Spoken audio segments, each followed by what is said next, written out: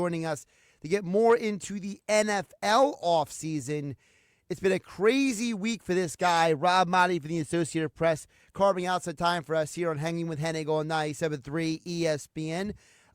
Rob, did you have like a go-to caffeinated item, or are you just just straight pounding water all day long?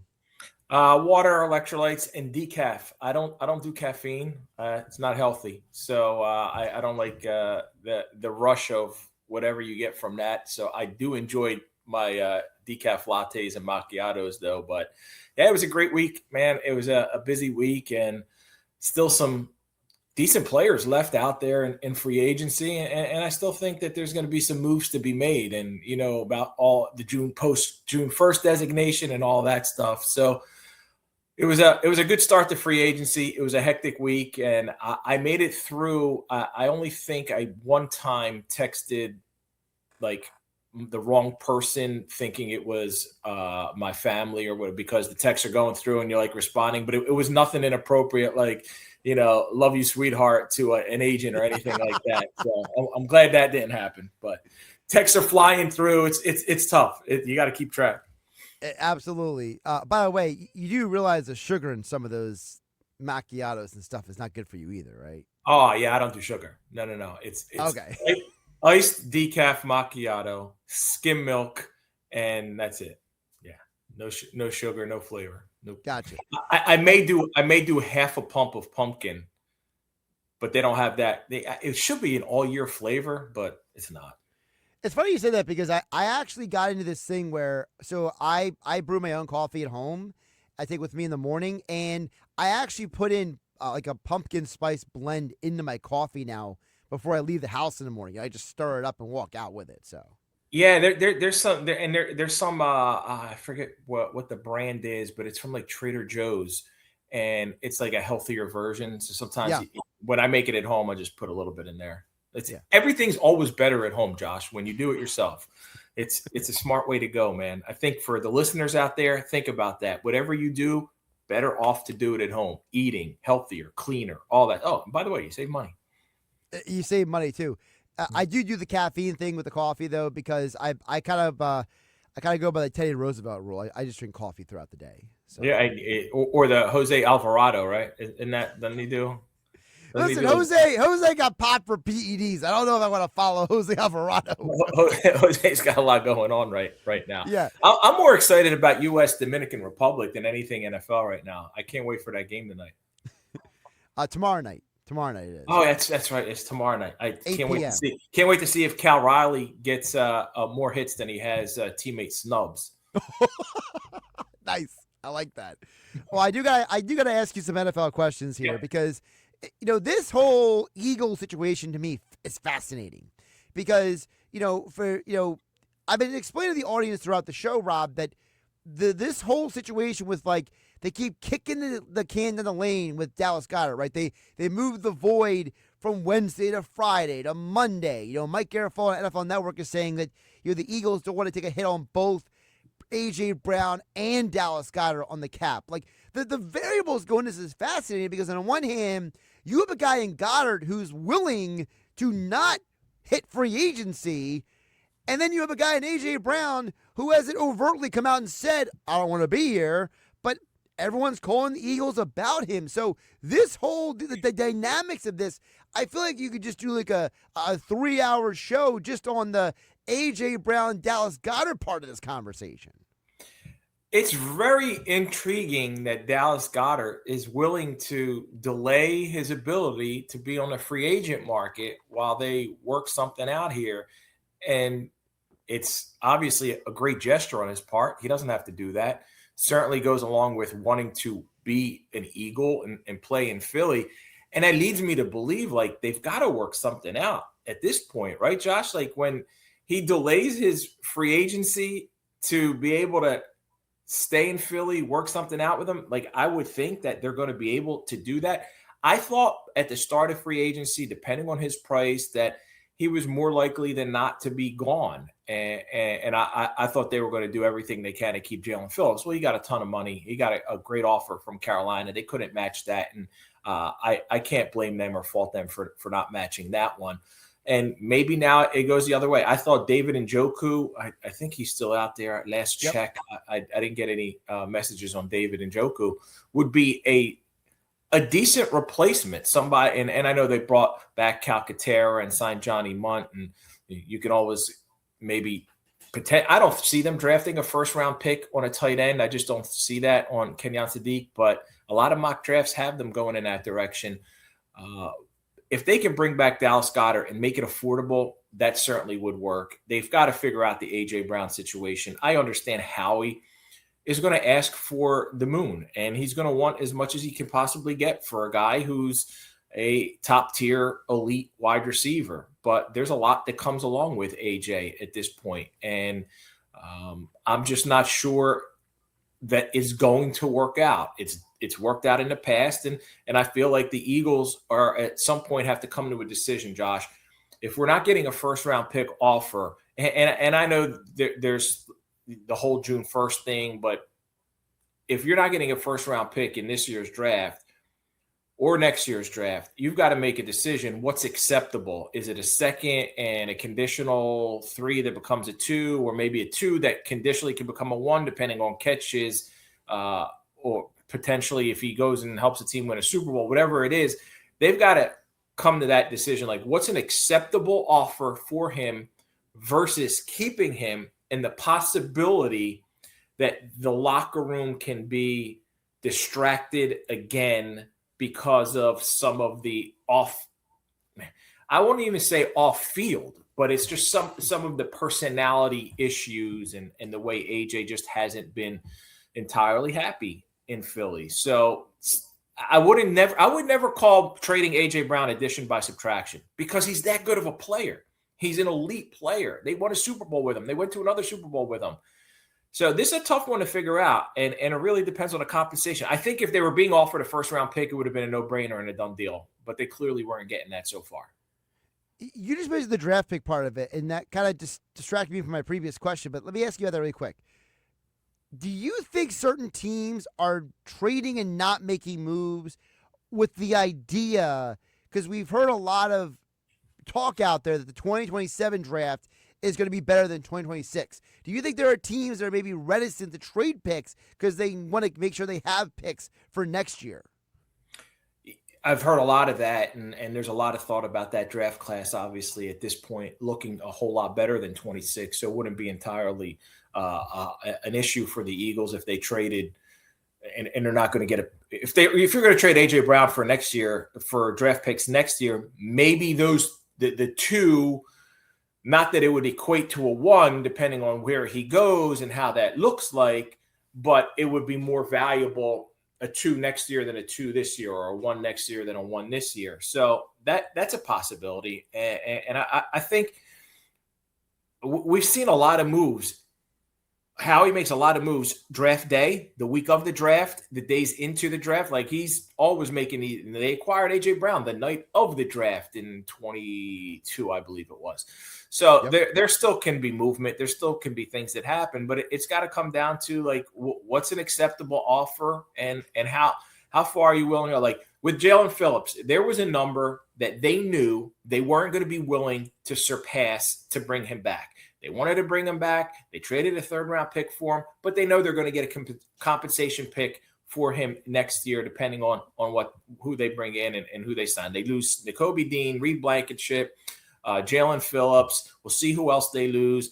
They bring in Jonathan Jones, a veteran. They bring in Reek Woolen, who's a veteran, and I'm going to always struggle with this guy's name. The edge rusher from the Falcons, Arnold Ebikite.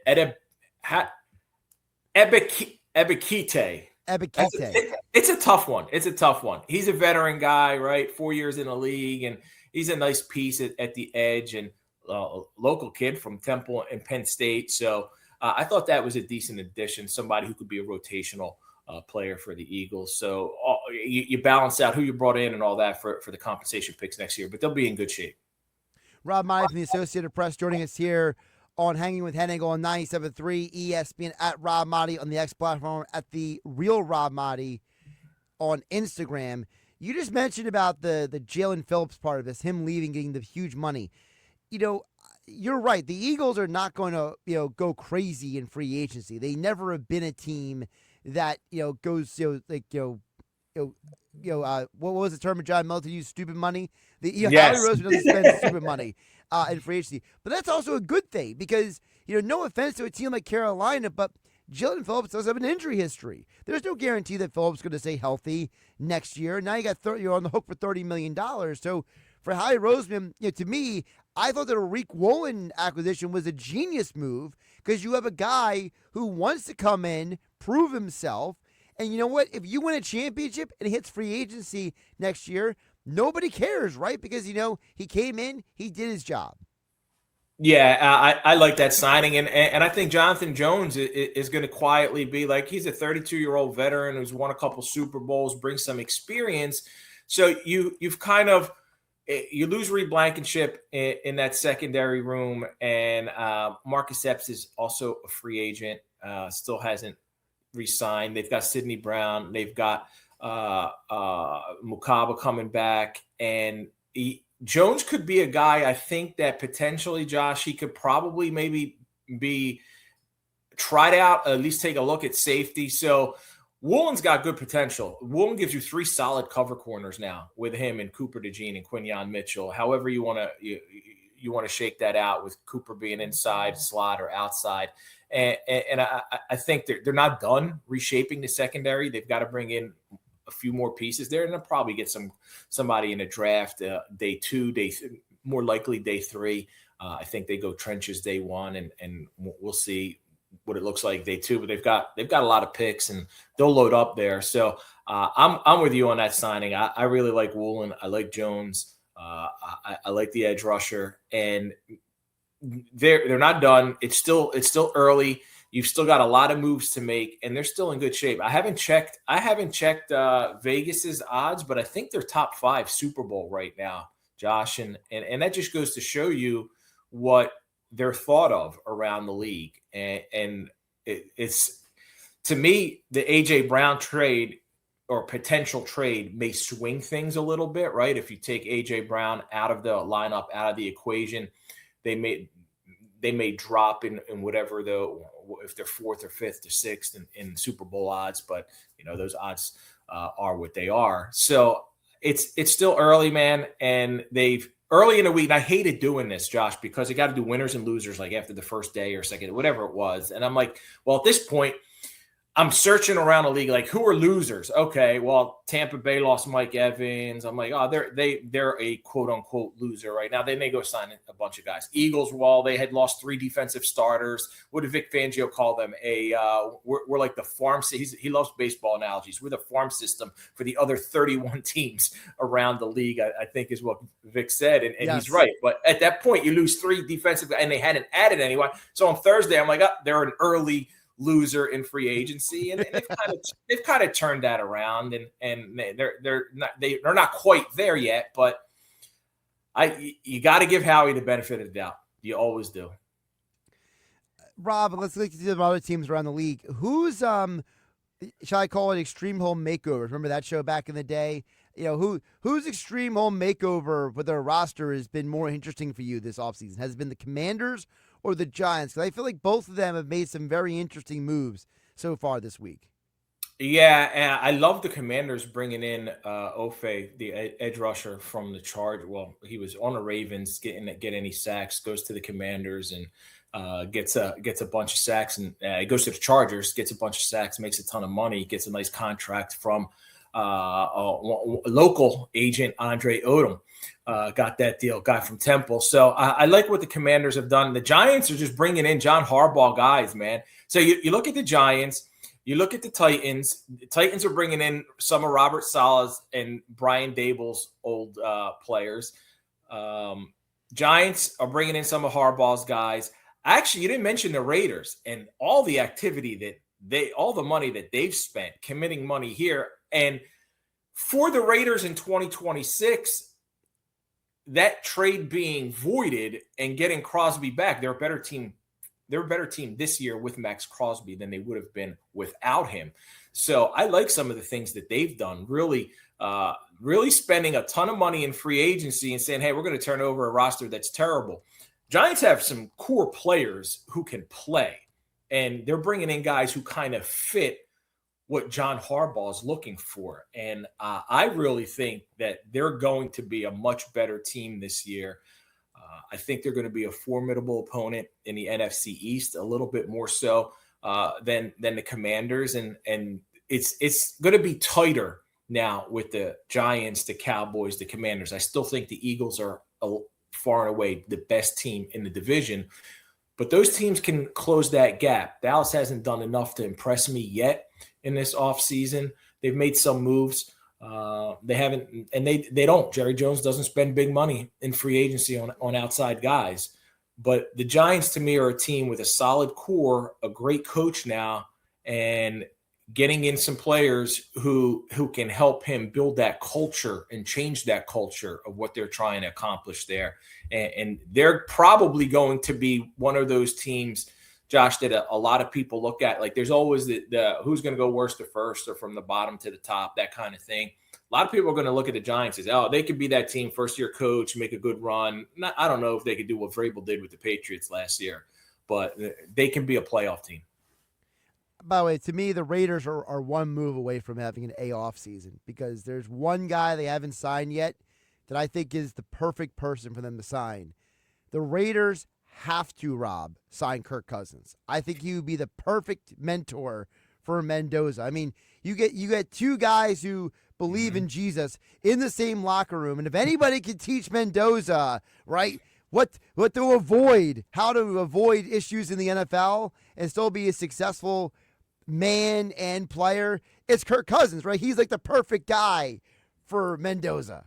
Josh, it makes too much sense. It makes so much sense. Like, Kirk can, and they don't want to, they've said it, and I have no reason not to believe that you probably, and a lot of teams will want to wait a little bit on their first round pick quarterbacks. And we've seen it go both ways. Some guys start right from the gate and some guys don't start for a few weeks. I think bringing in Kirk Cousins, if he wants to go to Vegas, like Kirk Cousins in Vegas, like the whole Sin City needs Kirk Cousins. Like, forget about Mendoza and the quarterback room. Like, Las Vegas, the Strip, everybody out there needs a healthy dose of Kirk Cousins walking around and doing his thing. And he's a great guy, great personality, fun dude. And I think he can still play quarterback. I saw it in several games. You saw it last year. Yeah, I saw it. There was a Thursday night game where they essentially knocked the Buccaneers out of contention. Well, they still came down to that, but it was a backbreaker for them. He brought them back from like 18 points down in the fourth quarter, turned Kyle Pitts into a Hall of Famer and a second-team All-Pro, threw for like 200 yards to him in one game. Like, it was incredible, and it was vintage Kirk Cousins. So with protection, which could be a problem, but with protection and talent around him, I think he's got a shot. But like you said, to just be the guy to kind of groom Mendoza, it makes a lot of sense. And I thought the Geno Smith back to the Jets thing was interesting because I really thought Frank Reich would get his guy and it'd be Carson Wentz this time around. And he didn't. They still could go out there and bring in Carson and Geno and have two guys competing, but to me that was interesting. It made me take a deep dive into all the quarterbacks who started for I don't know why I did this, but I just felt like it. All the quarterbacks who started for the Jets since Geno was there the last time, and none of them have had a winning record. I thought it was a ton of them. I listed all of them and their records, except for Trevor Siemian. He was 2-2, so he is the winningest, best winning percentage of any Jets starting quarterback since Geno Smith was last a Jet in 15, 16, somewhere around there. I God bless your heart, Rob Maaddi. I mean, you're as bad as me going down those rabbit holes. It was late at night. I couldn't sleep. I'm looking up the numbers. That explains everything. Yeah. Drinking your decaf coffee at 11 o'clock at night. Speaking of quarterbacks, before I let you go, I did want to ask you, Kyler Murray to the Vikings, I think is very fascinating. I think he could do to the Vikings what Daniel Jones did to the Colts. Be the guy who comes in, upsets the apple cart, because it's not that Kyler Murray can't play football. It's that there's a maturity thing there. And to me, you give a former quarterback in his face, right? Kevin O'Connell is way more disciplined and structured than Cliff Kingsbury is. Cliff Kingsbury is more of like, remember he ran away to Thailand after he lost the Cardinals job, right? So, to me, I think Kyler Murray, if he is committed, he could have a really good year in Minnesota with those weapons and that coach. Yeah, I agree with you. I think both Kyler and Tua could have, they're going to be bargains because they're playing for their teams on a veteran minimum. So whatever they do, it's going to be a bargain. But I think, I don't know that O'Connell can do for Kyler Murray what he did for Sam Darnold, but he certainly makes sense to try. And they've got some pieces. They've got some weapons around him. You've got Justin Jefferson, so that helps. I don't know that I never loved Kyler Murray's style of play. He's credit to Kyler Murray for being that small and being able to hang in there and take a beating and take a pounding from 350-pound NFL defensive players who can run a 4.7 40 and it's incredible. I don't know that his style of play is going to hold up, and he's going to eventually have to become more of he's got his head in a pocket. He's got to throw the football, and he can't take off it and run and take a beating.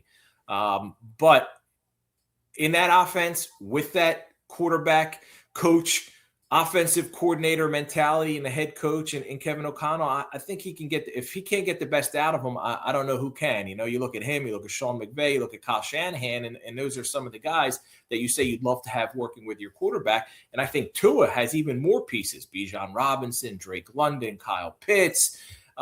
If he can stay healthy in Kevin Stefanski's offense, we've seen Kevin Stefanski take the Browns of all teams to the playoffs twice with Joe Flacco and with Baker Mayfield.